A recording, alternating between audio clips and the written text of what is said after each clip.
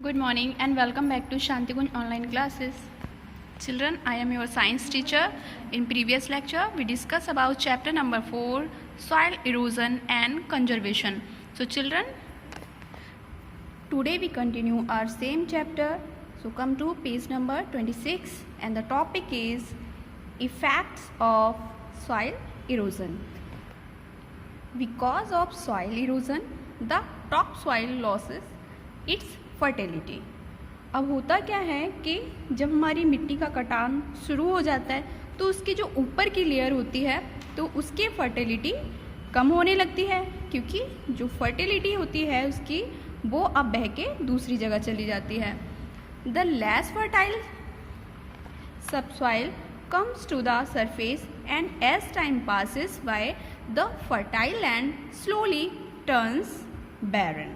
So होता क्या है कि जब सारी मिट्टी की जो टॉप सॉइल होती है वो सारी उड़ के दूसरी जगह चली जाती है तो उसकी फर्टिलिटी कम होने लगती है, जिसकी वजह से धीरे धीरे समय के साथ अब जो वो खेत हैं, वो जो फील्ड हैं, अब वो कैसे हो जाते हैं, बंजर हो जाते हैं, क्योंकि अब वहाँ पर कोई क्रॉप नहीं उग पाएगी।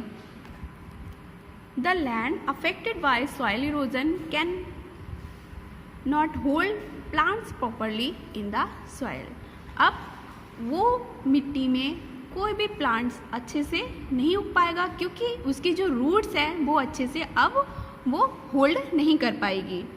The soil loses its moisture, minerals and nutrients as its get eroded. Crops growth in such a soil does not give good yield. So अब जो मिट्टी की हमारा जिसकी फर्टिलिटी कम हो चुकी है, उसमें ना तो मॉइस्चर है, ना ही उसके मिनरल्स बचे और उसके न्यूट्रिएंट्स भी सारे लॉस्ट हो चुके हैं।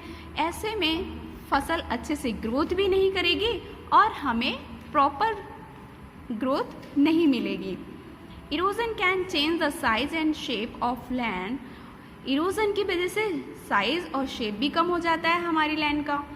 It can even uproot trash, destroy land surface leading to landslides. A soil eroded land turns rocky. और धीरे धीरे क्या होते हैं कि वहाँ पर चट्टानें सी बनने लगती हैं, कोई भी पेड़ नहीं उगते हैं और अब वहाँ की मिट्टी एकदम से बेकार हो चुकी होती है। When loose rocks move down a slope or hillside, it causes landslides. Land at higher level get flattened. और धीरे धीरे अब जो रॉक्स हैं वो भी हिल साइड की तरह स्लोप बना लेती हैं और वो भी लैंडस्लाइड्स करने लगती हैं। सो चिल्ड्रन, ये सारे इफ़ेक्ट्स होते हैं हमारे सॉइल इरोजन के। Next topic is soil conservation, यानी मिट्टी का संरक्षण। Soil is a precious natural resource. तो ये हमारे लिए बहुत ही कीमती एक प्राकृतिक रिसोर्स है। It should be conserved. The practice of prevention of soil erosion is called soil conservation. So, अगर हमने अपनी मिट्टी को इरोजन से बचा लिया है तो इस प्रोसीजर को हम कहेंगे soil conservation. The following steps should be taken to prevent soil erosion. तो हमें इसके लिए क्या क्या स्टेप फॉलो करने चाहिए? First one is more number of trees should be planted to cover up the ones that are cut down for some purpose such as for building roads, houses and offices. तो हमें क्या करना चाहिए? ज़्यादा से ज़्यादा ट्रीज़ लगाने चाहिए, जिससे क्या होगा कि वो प्लांट अच्छे से रूट को मिट्टी पकड़ लेगी और अब वहाँ पर अच्छे से बिल्डिंग, रोड, हाउस, ऑफिस वगैरह भी हम बना सकते हैं। Planting of trees is called afforestation. तो अगर हम ज़्यादा से ज़्यादा पेड़ लगाएंगे उस प्रोसीजर को हम बोलते हैं afforestation. Water flowing at speed take away the top soil, so dams should be built across rivers to stop floods. अब जब तेज़ बारिश होती है तो उससे वाटर जो फ्लो होता है तो जो टॉप सॉइल है वो तो हमारी बह के चली जाएगी। इसीलिए हमें क्या करना चाहिए, जहाँ भी नदियाँ हों तो नदियों के किनारे डैम बना देना चाहिए। इससे बाढ़ आने की संभावना भी कम हो जाती हैं। Soil can recover its minerals, nutrients naturally.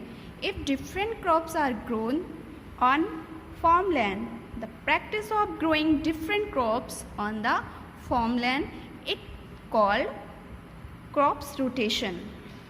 अब अगर हम क्या करें कि अलग अलग तरह की क्रॉप्स हम अपने फील्ड्स में लगाने लगें, उससे क्या होगा कि जो हमारी मिट्टी की फर्टिलिटी है वो वापस आने लगती है, उसमें बहुत सारे मिनरल्स, न्यूट्रिएंट्स अब नेचुरली वो आने लगते हैं और इससे इस प्रोसीजर को हम बोलेंगे क्रॉप्स रोटेशन। यानी एक क्रॉप्स के बाद दूसरी क्रॉप अगर हम लगाएं तो इसे हम क्या बोलेंगे, क्रॉप रोटेशन। इससे हमारे लैंड की फर्टिलिटी बरकरार रहती है। नाउ योर होमवर्क इज आपको करने हैं true and false. First question है erosion reduces level of soil organic matter is true. Deforestation is the main causes of soil erosion is true. The most fertile subsoil comes to the surface false. A soil eroded land turns rocky false. इसके साथ ही आपको chapter भी दोबारा से revise करना है। Next class में हम इसके क्वेश्चन आंसर करेंगे। Okay children, till then bye bye, take care.